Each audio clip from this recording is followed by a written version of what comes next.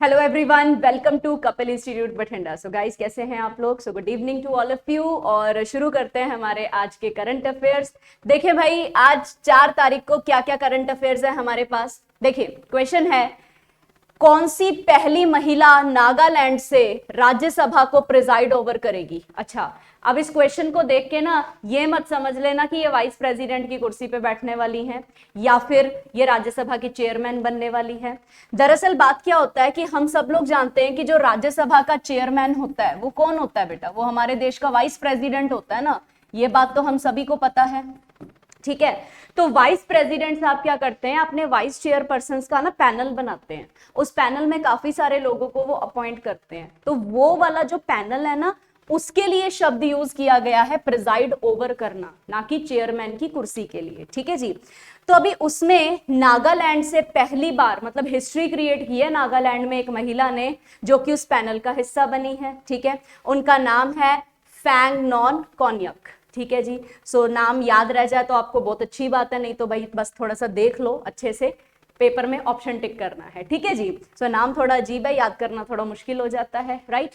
इसी के साथ 4 नई विमेन्स जो हैं वाइस चेयरपर्सन के पैनल के अंदर बैठी हैं, जिनका नाम एक का तो हमने पढ़ ही लिया क्वेश्चन में, पीटी उषा है, फौजिया खान है और सुलाता देव है, ठीक है। तो ये 4 विमेन अभी अभी में हाल ही में जेंडर गैप को खत्म करते हुए हमारे वाइस प्रेसिडेंट जगदीप धनखड़ ने ये वाइस चेयरपर्सन का पैनल बनाया है, ठीक है जी।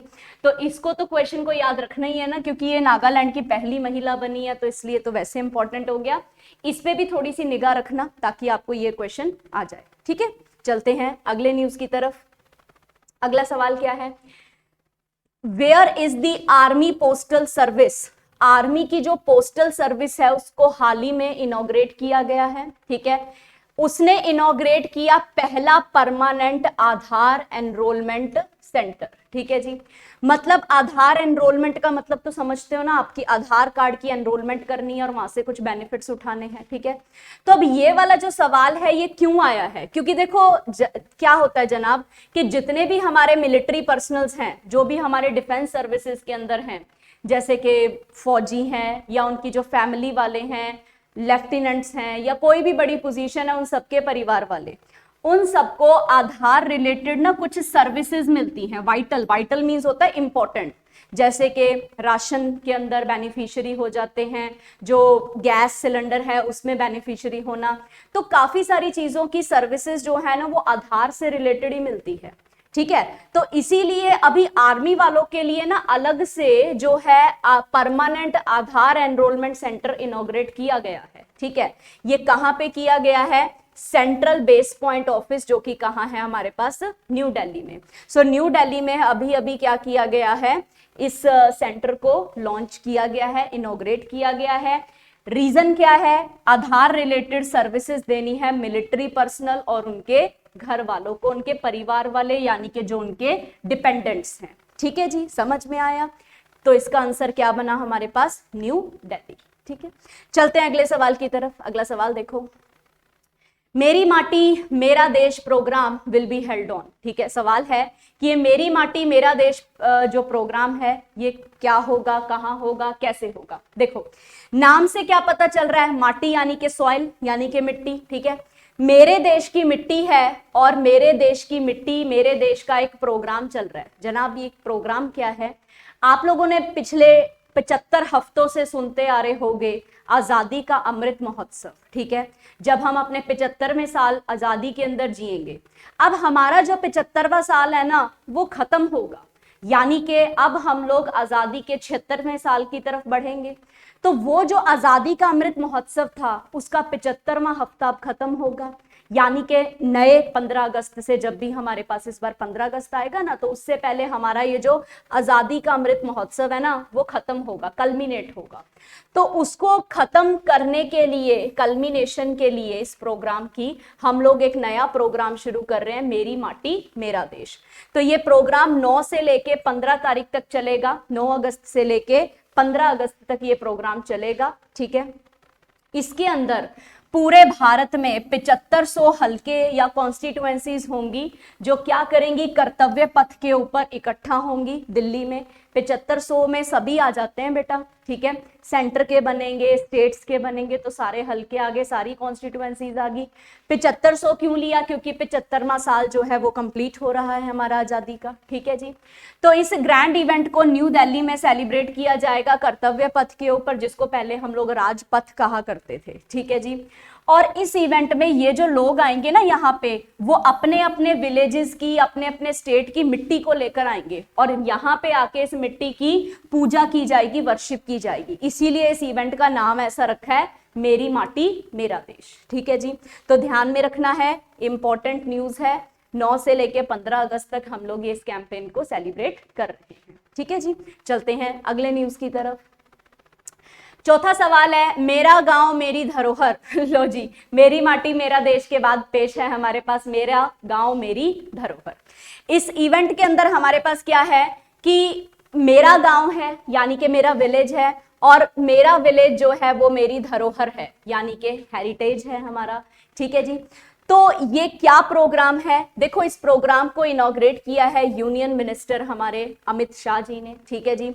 27 जुलाई को ये प्रोग्राम दिल्ली के अंदर शुरू हुआ था, ठीक है। इसका मतलब सिर्फ एक ही टारगेट है कि जो विलेज के लोग हैं ना, उनको हम लोगों ने क्या करना है, उनके ना सभ्याचार के साथ, उनकी धरोहरों के साथ, लास्ट इंडिजीनियस विलेजेस के साथ ना उनको कनेक्ट करना है, ठीक है। तो ये सिंपल सा छोटा सा क्वेश्चन है, आपसे सीधा डायरेक्ट क्वेश्चन पूछा जाएगा कि कहाँ हुआ ये इवेंट। ये इवेंट हुआ न्यू दिल्ली में, ठीक है जी, क्लियर है। चलते हैं अगले न्यूज की तरफ। अगला न्यूज क्या है, किस कंट्री में ग्लोबल ईएसजी कॉन्फ्रेंस 2.0 ऑर्गेनाइज की गई। सबसे पहले तो ना ईएसजी का मतलब देखो यहां क्या लिखा है, essential topics of social and governance, ठीक है, प्रैक्टिसेस। यानी कि कुछ सोसाइटी, हमारा समाज, और हमारे समाज में जो हमारी कार्य प्रणाली है, जो हमारा गवर्नेंस है, उसकी जो भी प्रैक्टिसेस हैं, उसके असेंशियल टॉपिक्स का डिस्कशन होगा, ठीक है। कॉन्फ्रेंस का तो बेटा मतलब यही होता है ना कि आप डिस्कशन कर रहे हो, ग्लोबल मतलब वर्ल्ड लेवल पे कर रहे हो, और ईएसजी का फुल फॉर्म हम लोगों ने देख ही लिया, essential topics of social governance, ठीक है। तो ये वाली जो मीटिंग हुई है, इसको किसने ऑर्गेनाइज किया, और क्वेश्चन क्या है कहां पर हुई। देखो ये हुई तो यूएई में है, यूनाइटेड अरब एमिरेट्स, यहां लिखा हुआ है 26 तारीख को ये हुई थी दुबई यूएई में, और इसको ऑर्गेनाइज किया है हमारे Indian chambers of commerce and industry के द्वारा, ठीक है। तो ये हमारी जो संस्था है, हमारी ऑर्गेनाइजेशन है, उसने इसको किया है। कहाँ किया है, दुबई में जाके किया है। मतलब क्या है इसका कि हमारा जो सोशल गवर्नेंस सिस्टम है वो कैसा चल रहा है, उसको कैसे इंप्रूव करें, इन्वायरमेंट का कैसे ध्यान रखें अगर बिजनेस करना है तो इन सब चीजों को डिस्कस करने के लिए ये सम्मेलन यानी कि कॉन्फ्रेंस हुआ। कॉन्फ्रेंस, मीटिंग, समिट, इन सब का एक ही मतलब होता है कि किसी ना किसी चीज को लेके हम लोगों ने डिस्कशंस करने हैं, ठीक है जी, क्लियर हुआ। चलते हैं अगले न्यूज की तरफ। अगला न्यूज क्या है, अगला न्यूज है हमारे पास इरशाद अहमद के बारे में। इरशाद अहमद को अभी अभी इंडिया के नेक्स्ट एम्बेसडर जो हैं, इंडिया के पर्सन है, इंडिया की तरफ से इनको एम्बेसडर बनाया जाएगा, राजदूत बनाया जाएगा। कहां पे, ये सवाल है। हाल ही में इनको सीरिया के अंदर अपॉइंट किया गया है, तो वहां पे जाके अभी एम्बेसडर की कुर्सी पे रहेंगे राजदूत। चौथा ऑप्शन थोड़ा सा आपको दिखाई नहीं दे रहा होगा, ऑस्ट्रेलिया लिखा है मैंने, लेकिन चलो हमारा आंसर तो सीरिया है ना, तो सीरिया इसका आंसर है। इससे पहले इरशाद अहमद जो है वो काउंसलर थे मस्कट ओमान की एम्बेसी के अंदर, ठीक है जी। तो वहां पे ये पहले काउंसलर की पोजीशन पे रह चुके हैं, अभी ये फाइनली क्या बन रहे हैं, सीरिया के एम्बेसडर बन रहे हैं। तो एम्बेसडर्स वगैरह आप लोगों ने याद रखने हैं, ठीक है जी। एम्बेसडर का मतलब तो समझते हो ना, राजदूत, ठीक है। सो जो हमारे राजदूत बनेंगे, वो राजदूत जो हैं वो कौन बन रहे हैं, इरशाद अहमद। तो ऐसे अपॉइंटमेंट वाले क्वेश्चन ना ऐसे वाले याद रखना जहां पे दूसरी कंट्रीज के रिलेशनशिप शो होते हैं, ठीक है जी। चलते हैं अगले न्यूज की तरफ। अगला न्यूज क्या है, किस यूनियन मिनिस्ट्री ने आयुष्मान भव प्रोग्राम को लॉन्च किया है, ठीक है। ये प्रोग्राम क्या है, देखो आयुष्मान भव, अगर आप इस चीज को समझो तो क्या है, ये एक तरीके का आशीर्वाद है ना। पुराने जमानों में आप लोग टीवी प्रोग्राम देखते होंगे, है ना, कहते होंगे आयुष्मान भव। इसका मतलब क्या होता है कि आपकी हेल्थ जो है वो हमेशा अच्छी रहे, ठीक है। तो आयुष्मान भारत स्कीम भी चल रही है ना अपने पास, हेल्थ स्कीम है सबसे बड़ी इस विश्व की, इंडिया में चल रही है, ठीक है। तो अब ये आयुष्मान भव प्रोग्राम जो है वो शुरू करना है हमें, तो उसको शुरू करने के लिए हमें पहले ना 4 स्टेप्स को फॉलो करना पड़ेगा।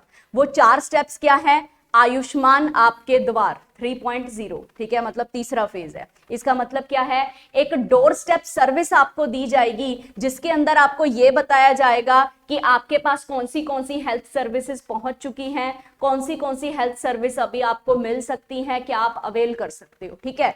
तो आपको घर बैठे सारी जानकारी जो है वो दी जाएगी। आयुष्मान सभा, सभा का मतलब क्या होता है कि हम लोग एक ग्रुप के अंदर बैठ के मीटिंग करेंगे।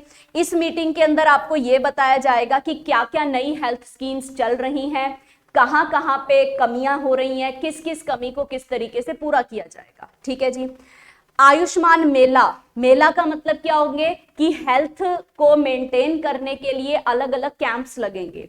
कहीं पे डॉक्टर्स ने किसी चीज के लिए कैंप लगा लिया, कहीं पे कोई हेल्थ सर्विस देने के लिए कैंप बना लिया, है ना। तो ऐसे अलग अलग कैंपेन्स जो हैं वो लगेंगे, ठीक है। और आयुष्मान ग्राम, इसका मतलब क्या है कि जो आपका गांव है, जो आपका जिला है, विलेज है, ठीक है, उस एरिया के अंदर किसी भी तरीके की हेल्थ सर्विसेज अगर नहीं पहुंच पा रही हैं, तो इस एक्टिविटी के जरिए एक एक विलेज को कवर किया जाएगा, ठीक है। तो ये 4 एक्टिविटीज होंगी ना, तब जाके आयुष्मान भव प्रोग्राम जो है वो चलेगा। इसका रीजन सिर्फ एक ही है कि जितने भी हमारी हेल्थ स्कीम्स है ना, उनको यार इंप्लीमेंट करना है। सरकार हेल्थ स्कीम बना देती है लेकिन इंप्लीमेंट नहीं करती, तो इंप्लीमेंट करने का काम जो है वो करना है, और यूनियन हेल्थ मिनिस्ट्री ने इसको लॉन्च किया है। तो फिलहाल इस क्वेश्चन का आंसर क्या बना? Union ministry of health and family welfare, ठीक है जी, क्लियर हुआ। चलते हैं अगले न्यूज की तरफ। अगला क्वेश्चन है हमारे पास, what is the name of internet ransomware virus जिसको सर्ट इन ने अभी अभी एडवाइजरी इशू की है। तो क्वेश्चन क्या है हमारे पास, देखो सर्ट इन क्या है? Indian computer emergency response team, जिसको आप सर्ट इन कहते हो ना, ठीक है, इन पीछे लगा हुआ है, सर्ट आगे लगा हुआ है। इसका मतलब ये है कि इंडिया की जो कंप्यूटर इमरजेंसी रिस्पांस टीम है, बेटा इसका काम क्या है? जितने भी साइबर अटैक्स होते हैं ना, उसके बारे में ये जानकारी देता है, ठीक है जी। तो अभी एक साइबर अटैक की इन्होंने अभी हाल ही में जानकारी दी है, उसका कुछ नाम रखा है इन्होंने, ठीक है। एक अभी अभी रैंसमवेयर, रैंसम का मतलब समझते हो? फिरौती लेना, ठीक है। तो इसमें क्या होता है ना, सिंपल भाषा में समझो, आप लोग कंप्यूटर में पढ़ते होंगे, एक कंप्यूटर सिस्टम को हैक कर लिया जाता है, जिसके बाद जिसका वो कंप्यूटर या लैपटॉप होता है ना, वो उस बंदे से चलता ही नहीं है, ऑपरेट ही नहीं होता है। और अगर उसको ऑपरेट करना है तो रैंसम यानी कि फिरौती देनी पड़ेगी आपको, हैकर को उतने जितने पैसे वो डिमांड कर रहा है उतने पैसे आपको देने पड़ेंगे, तब जाके वो आपका लैपटॉप या कंप्यूटर चला कर देगा, ठीक है जी। तो इस तरीके का सिस्टम है। अब आप सोचोगे कि अगर यार उसने लाखों की चीज मतलब फिरौती मांग ली और 20-25 हजार का लैपटॉप है, अपन कहेंगे चल छोड़ परा, कोई और ले लेंगे। लेकिन बात यह है जनाब कि आपका बहुत सारा डेटा उसमें गया। अच्छा, आपका डेटा अगर इंपॉर्टेंट नहीं है और नेशनल लेवल पे कोई बड़ी बड़ी ऑर्गेनाइजेशंस हैं, उनका डेटा तो इंपॉर्टेंट है ना। एसबीआई का कल को कंप्यूटर हैक हो जाए तो एसबीआई के पास तो सबके अकाउंट्स हैं ना, तो उसका तो सारा सिस्टम खराब हो जाएगा, सारा अकाउंट चला जाएगा। सो इसलिए ऐसा रैंसमवेयर का खेल ना आजकल चल रहा है वायरसेस का, ठीक है। तो अभी हाल ही में एक नए वायरस के लिए ना एडवाइजरी जारी की है कि इससे बच के रहिए, और उसका नाम क्या रखा है? अकीरा, ठीक है। तो उस वायरस का नाम आपसे पूछा है कि क्या रखा है इंटरनेट रैंसमवेयर वायरस का, उसका नाम रखा है अकीरा, ठीक है जी। तो ये मालवेयर क्या करेगा, जैसा हमने बात किया, विंडो को टारगेट करेगा, चाहे वो लिनक्स बेस्ड हो चाहे विंडोज हो। पर्सनल इंफॉर्मेशन को स्टील करेगा, डेटा को एनक्रिप्ट कर देगा यानी कि कोड लैंग्वेज में बदल देगा, जिससे कि वो आपसे चलेगा नहीं, और फिर विक्टिम जो होगा उससे क्या करेगा? मनी को एक्सटॉर्ट करेगा, यानी कि आपसे फिरौती मांगेगा, ठीक है जी। सो जो काम पहले किडनैपिंग में होते थे ना, आजकल ऑनलाइन ही कंप्यूटर किडनैप हो जाते हैं आपके, ठीक है जी। सो इस तरीके से हमारे पास ये सिस्टम चलता है, तो याद रखना अकीरा। चलते हैं अगले सवाल की तरफ। अगला सवाल है, हिंडन रिवर किसकी ट्रिब्यूटरी है। अभी भाई आजकल ना ये नदियों वाले सवाल ना थोड़े आपको ना क्वेश्चन में इंपॉर्टेंट बन जाएंगे, मैं खुद ही बता रही हूँ क्यों। जिन जिन एरिया में फ्लड्स हो रहे हैं ना सावन की वजह से, ठीक है, उस एरिया के अंदर ना आप लोग रिवर्स के बारे में थोड़ा सा ध्यान रखें। जो जो रिवर्स बहुत ही ज्यादा ऊपर लेवल पे चली गई है, जिसकी वजह से पानी बहुत ज्यादा भर गया है, जिसकी वजह से बहुत ज्यादा फ्लड आ चुके हैं, तो ऐसी रिवर्स को आपने थोड़ा सा ध्यान में रखना है। तो इसीलिए हिंडन रिवर न्यूज में आई। अगर हिंडन न्यूज में आई तो ये पूछा जा सकता है कि ये कहां पर बहती है, या ये पूछा जा सकता है कि किसकी ट्रिब्यूटरी है। सो सवाल हमारे पास ट्रिब्यूटरी का है, तो हिंडन ना यमुना की ट्रिब्यूटरी है, ठीक है।